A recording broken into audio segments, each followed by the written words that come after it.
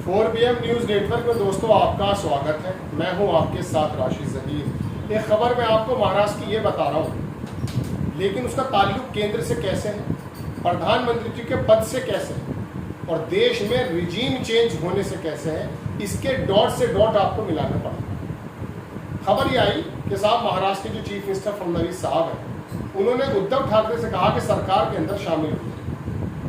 हंसते खेलते कही गई ये बात, लेकिन अब ये बताइए कि उद्धव ठाकरे अगर सरकार में शामिल हो जाते हैं तो शिंदे साहब का क्या होगा। चलिए ये खबर इसको यहीं रोक दीजिए 2 मिनट। आप बिहार आ जाए। बिहार से पहले मैं अगर आपको चंद्रबाबू नायडू के पास लेकर चलूँ, चंद्रबाबू नायडू को लेकर दोस्तों बात यह है कि उन्होंने जिस प्रकार से बिहार के अंदर रिवीजन चल रहा है वोटर लिस्ट का, उसको लेकर के जो बातें कही हैं उससे विपक्ष के खेमे में एक आस जग गई।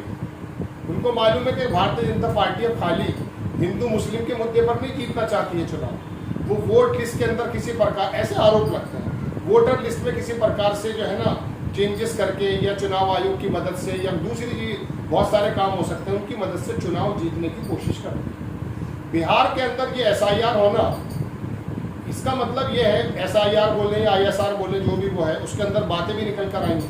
अब चंद्रबाबू नायडू जब चुनाव आयोग के सामने गए तो उन्होंने अपनी बात को रखा, तो ऐसे में दोस्तों नीतीश कुमार बिहार में घिरे हुए। नीतीश कुमार के अंदर बड़े बड़े देश के पत्रकारों का कहना यह है कि उनके अंदर एक सिंकारा सा आ गया। उनको लगा यह है कि जो हम पहले 2024 में नहीं कर सकते, राहुल गांधी के फोन के इंतजार में, ये भी बात मैं आपको बताऊंगा, वो शायद अब हो सकता है। चूंकि बिहार के अंदर चिराग पासवान को जिस प्रकार से अमित शाह ने बुलाया और चिराग पासवान बिहार के अंदर जिस प्रकार से जो है नीतीश कुमार को घेर रहे हैं, जगह जगह जा रहे हैं, पुलिस के एडमिनिस्ट्रेशन पर आवाज उठा रहे हैं, लॉ एंड ऑर्डर की मसले को उठा रहे हैं और उन जगहों पर जा रहे हैं जहाँ नीतीश कुमार के मजबूत गढ़ हैं और सीटों का क्लियर नहीं हुआ, मुख्यमंत्री पद अभी क्लियर नहीं हो पाया।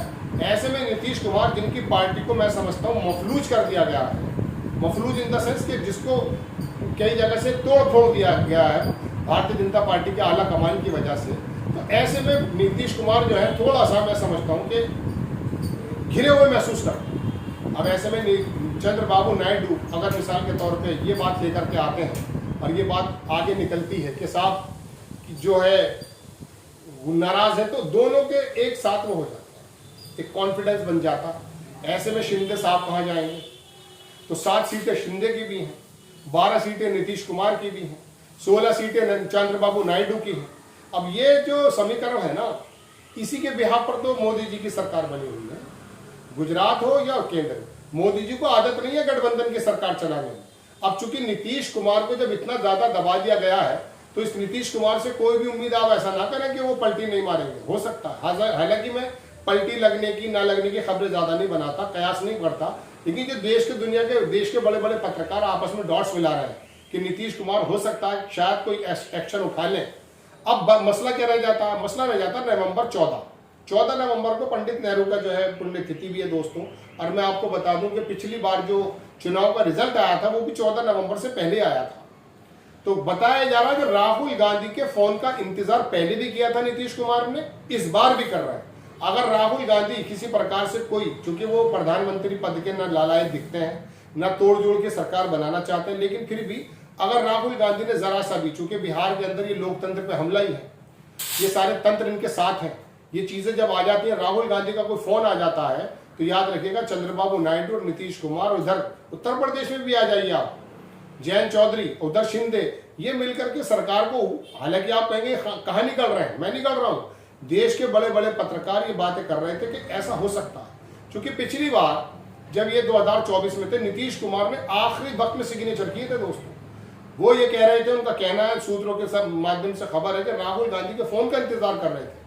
और बहुत से नेता तो ये भी कहते हैं कि अगर सोनिया गांधी अपनी चलाती तो प्रधानमंत्री नरेंद्र मोदी दोबारा से प्रधानमंत्री नहीं बन पाते। ये राहुल गांधी की हट थी कि उन्होंने इस प्रकार की तोड़ जोड़ की सरकार को बनाना नहीं चाहा, वरना ये ज्यादा लंबा फासला नहीं था। और ऐसा विपक्ष 240 के करीब, 238 के करीब ऐसा मजबूत विपक्ष आया था कि इसके अंदर 20, 30, 40 सीटों की ही जरूरत थी और सरकार बन जाती। लेकिन आपको यह भी ध्यान होगा कि प्रधानमंत्री मोदी जी से पहले जब भी कभी NDA की सरकार बनी, तमाम जो है संसदीय दल को बुलाया जाता था, वहां नेता चुना जाता था, ऐसा नहीं हुआ, क्योंकि डर था, सांसदों को लेकर डर था। बल्कि एक पत्रकार तो दोस्तों ये कह रहे थे कि हो सकता है चंद्रबाबू नायडू और नीतीश कुमार मिलते हैं, इधर ये शिंदे आ जाते हैं तो अमित शाह के भी बहुत सारे लोग आ सकते हैं, मतलब भारतीय जनता पार्टी के। हालांकि मुझे उम्मीद नहीं है कि ऐसे लोग आएंगे, लेकिन फिर भी दोस्तों बात ये कि ये समीकरण तो बन रहा है। नीतीश कुमार घिर रहे हैं, ना तो उनको मुख्यमंत्री पद बना से नवाजा गया है और ना ही उनको जो है उनकी सीटें क्लियर की गई हैं। ये सारी की सारी चीजें जो है दोस्तों इस तरफ इशारा करती हैं कि शायद नीतीश कुमार घिरे हुए हैं और हो सकता है वो कोई ना कोई ऐसा काम कर बैठे हैं जिसकी वजह से देश के बड़े बड़े पत्रकार ये इशारा कर रहे हैं। मैं फिर बता रहा हूं कि इस बात के देखिए, बैठे बैठे जब फडणवीस की सरकार चल रही है तो क्या जरूरत पड़ी उद्धव ठाकरे को ये ऑफर देने की कि आप सरकार में शामिल हो जाइए। अब अगर उद्धव ठाकरे शामिल होते हैं तो क्या समझते हैं कि शिंदे साहब वहां रहेंगे? शिंदे को जितना थोड़ा सा कम आका गया था, इतने छोटे नेता वो निकले नहीं। उन्होंने जिस प्रकार से महाराष्ट्र के अंदर रह करके उद्धव ठाकरे की, बाला साहब ठाकरे की सरकार को, मतलब पार्टी तक को तोड़ दिया गया, पार्टी को अपनी तरफ ले आया। तो ऐसे में अगर उनका कद खत्म होता है और उद्धव, हालांकि उद्धव ठाकरे वहां जाएंगे नहीं तो शिंदे निकलेंगे नहीं, लेकिन मैं बताना चाहता हूं कि राष्ट्रीय स्तर पर अगर नीतीश कुमार कोई पलटी मारते हैं, कुछ समीकरण बदलते हैं, तो याद रखिएगा कि सरकार के बीच में अंदर भी बहुत ज्यादा, मैं कहता हूं, डिस्प्यूट्स जरूर है।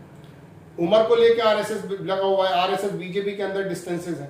तो ये सारे के सारे डॉट्स इस तरफ जाते हैं कि नीतीश कुमार जाते जाते कोई खेला ना कर दें, क्योंकि बिहार में नीतीश कुमार के ऊपर ज्यादा दबाव है। हालांकि उन्होंने दो मुख्य डिप्टी सीएम होने के बावजूद भी ऐलान कर दिया कि 125 जो यूनिट है बिहार के अंदर फ्री मिलेगी लोगों।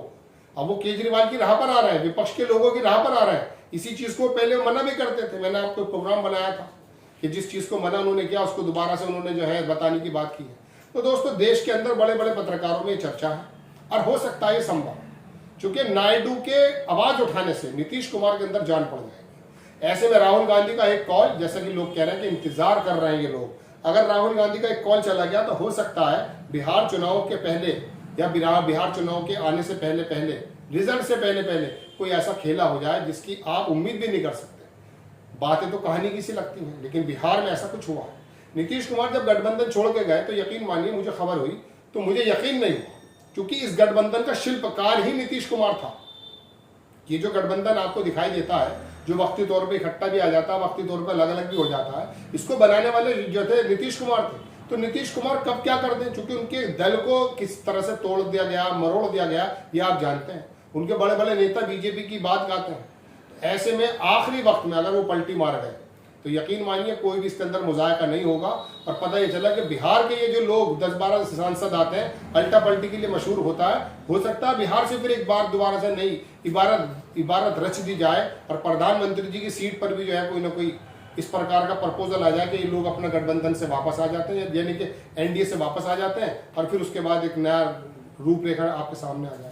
आपको खबर कैसी लगी अपनी राय कमेंट्स बॉक्स में जरूर दीजिए। चैनल को सब्सक्राइब कीजिए, शेयर कीजिए। नेक्स्ट टाइम मैं किसी खबर के साथ हाजिर होता हूँ। जय हिंद।